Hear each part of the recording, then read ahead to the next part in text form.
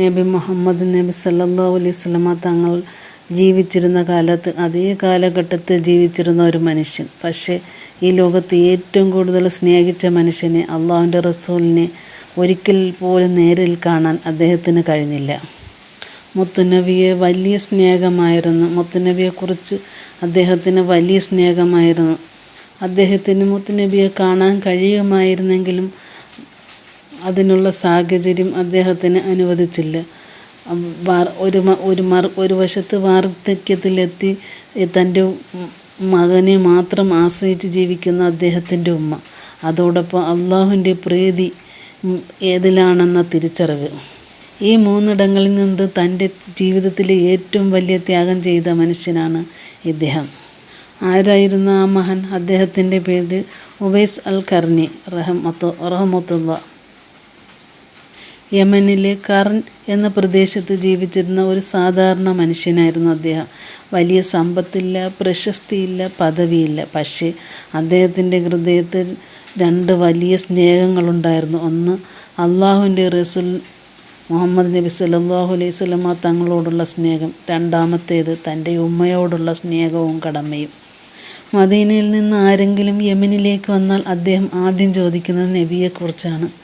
നബി സല്ലല്ലാഹു അലൈഹി വസല്ലമ തങ്ങൾക്ക് സുഖമായിരിക്കുന്നുണ്ടോ? ഇന്ന് എന്താണ് പഠിപ്പിച്ചത്? അദ്ദേഹം എങ്ങനെയാണ് ജീവിക്കുന്നത്? അദ്ദേഹം നമസ്കരിക്കുന്നത് എങ്ങനെയാണ് പെരുമാറുന്നത്? എങ്ങനെ ജീവിക്കുന്നത്? ഇതൊക്കെയാണ് ഓരോ വാർത്തയും ഓരോ ദിവസവും ചോദിക്കുന്നത്. ഓരോ വാർത്തയും കേൾക്കുമ്പോൾ അദ്ദേഹത്തിൻ്റെ കണ്ണുകൾ നിറയുമായിരുന്നു. അദ്ദേഹത്തിൻ്റെ ഹൃദയത്തിൽ ഒരാഗ്രഹം മാത്രം, ഒരിക്കൽ മാത്രം എൻ്റെ റസൂലിൻ്റെ കാണാൻ കഴിഞ്ഞിരുന്നെങ്കിൽ, എൻ്റെ കണ്ണുകൾക്ക് എൻ്റെ റസൂലിനെ ഒന്ന് കാണാൻ കഴിഞ്ഞില്ല. ആഗ്രഹം സഫലമാക്കാൻ മദീനയിലേക്ക് പോകണമെന്ന് അദ്ദേഹം പലതവണ വിചാരിച്ചതാണ്. പക്ഷേ അദ്ദേഹത്തിൻ്റെ വീട്ടിലൊരു പ്രായമായ ഉമ്മ മാത്രമേ ഉണ്ടായിരുന്നുള്ളൂ, നടക്കാൻ പോലും പ്രയാസമുള്ള ഉമ്മ. ആ ഉമ്മയെ വിട്ട് ദീർഘയാത്ര പോകാൻ അദ്ദേഹത്തിന് മനസ്സ് സമ്മതിച്ചില്ല. ഒരു വശത്ത് നബിയെ കാണാനുള്ള അടങ്ങാനാവാത്ത ആഗ്രഹം, മറുവശത്ത് ഉമ്മയുടെ സേവനം. അവസാനം അദ്ദേഹം ഒരു തീരുമാനമെടുത്ത്, എൻ്റെ ആഗ്രഹത്തേക്കാൾ വലുത് അള്ളാഹുവിൻ്റെ പ്രീതിയാണ്, അള്ളാഹുവിൻ്റെ പ്രീതിയിലേക്കുള്ള വഴിയാണ് ഉമ്മയെ സേവിക്കുന്നത്. മുത്തുനബിയെ കാണാനുള്ള സ്വന്തം ആഗ്രഹം പോലും മാറ്റിവെച്ച് അദ്ദേഹം ഉമ്മയുടെ സേവനത്തിന് തുടർന്നു. സഹോദരങ്ങളെ, അദ്ദേഹത്തിന് നബിയെ കാണാൻ കഴിഞ്ഞില്ല. പക്ഷേ അള്ളാഹുവിൻ്റെ റസൂൽ ഉവൈസിനെ അറിയുമായിരുന്നു, ഇദ്ദേഹത്തെ അറിയുമായിരുന്നു. ഒരു ദിവസം മുത്തുനബി തങ്ങൾ സ്വഹാബിനോട് പറഞ്ഞു, യമനിൽ നിന്ന് ഉവൈസ് അൽ ഖർനി എന്ന ഒരാൾ നിങ്ങളെ സമീപിക്കും. അദ്ദേഹത്തിന് ഒരു മാതാവുണ്ട്. അദ്ദേഹം മാതാവിനെ അത്യന്തം നന്നായി സേവിക്കുന്ന ആളാണ്. മുമ്പ് അദ്ദേഹത്തിന് കുഷ്ഠരോഗമുണ്ടായിരുന്നു. അല്ലാഹു അദ്ദേഹത്തെ സുഖപ്പെടുത്തി. ഒരു ചെറിയ പാട് മാത്രം അവശേഷിച്ചു. നിങ്ങൾ അദ്ദേഹത്തെ കണ്ടാൽ നിങ്ങൾക്ക് വേണ്ടി അള്ളാഹുവിനോട് പാപമോചനം തേടാൻ അദ്ദേഹത്തിനോട് ആവശ്യപ്പെട്ടു. നമ്മളൊന്ന് ചിന്തിച്ച് നോക്കാം. നബിയെ ഒരിക്കൽ പോലും നേരിൽ കാണാൻ കഴിയാത്ത ഒരു മനുഷ്യനെക്കുറിച്ച് മുത്തുനബി തങ്ങൾ മഹാന്മാരായ സഹാബികളോട് സംസാരിക്കുകയാണ്. ഇത് ഉവൈസ് റഹീൽ ആസ്ഥാനത്തിൻ്റെ മഹത്വം നമ്മെ മനസ്സിലാക്കുന്നു. കാലം കടന്നുപോയി. അള്ളാഹുവിൻ്റെ റസൂൽ വഫാത്തായി. ആദ്യം അബൂബക്കർ സിദ്ദീഖ് റളിയല്ലാഹു ഖലീഫയായി. പിന്നീട് ഉമർ ബിൻ ഖത്താബ് റളിയല്ലാഹു അൻഹു ഖലീഫയായി. ഉമർ റളിയല്ലാഹു അൻഹു എല്ലാ വർഷവും ഹജ്ജിന് വരുന്ന യമനുകാരുടെ ഇടയിലേക്ക് പോകും. എന്നിട്ട് ഒരേ ഒരു ചോദ്യം ചോദിക്കും, നിങ്ങളുടെ കൂട്ടത്തിൽ ഉവൈസ് അൽ ഖർനി ഉണ്ടോ?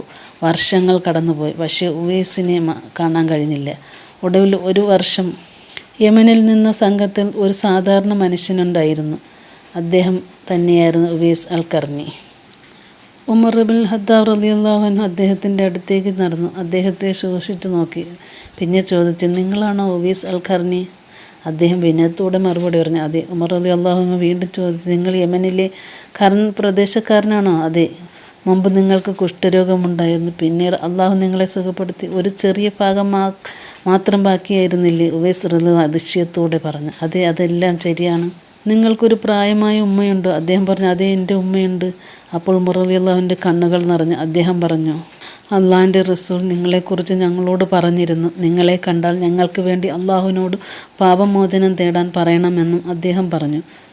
സഹോദരങ്ങളെ, ഒരു നിമിഷം ഒന്ന് മനസ്സിൽ വരച്ചു നോക്കൂ.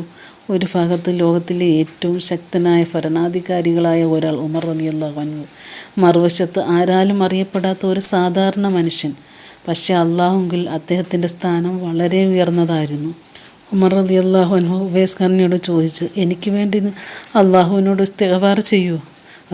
ഉവൈസ് വിനയത്തോടെ കൈകൾ ഉയർത്തി ഉമർ റളിയല്ലാഹുവിന് വേണ്ടി ദുആ ചെയ്തു. ഇത്രയും വലിയ പദവിയിലായിരുന്നു ഉമർ റളിയല്ലാഹു അൻഹു ഒരു സാധാരണ മനുഷ്യനോട് ദുആ ചോദിക്കുന്നു. അത് അദ്ദേഹത്തിൻ്റെ വിനയവും ഉവൈസ് ഖർണിയുടെ മഹത്വം നമ്മെ പഠിപ്പിക്കുന്നു.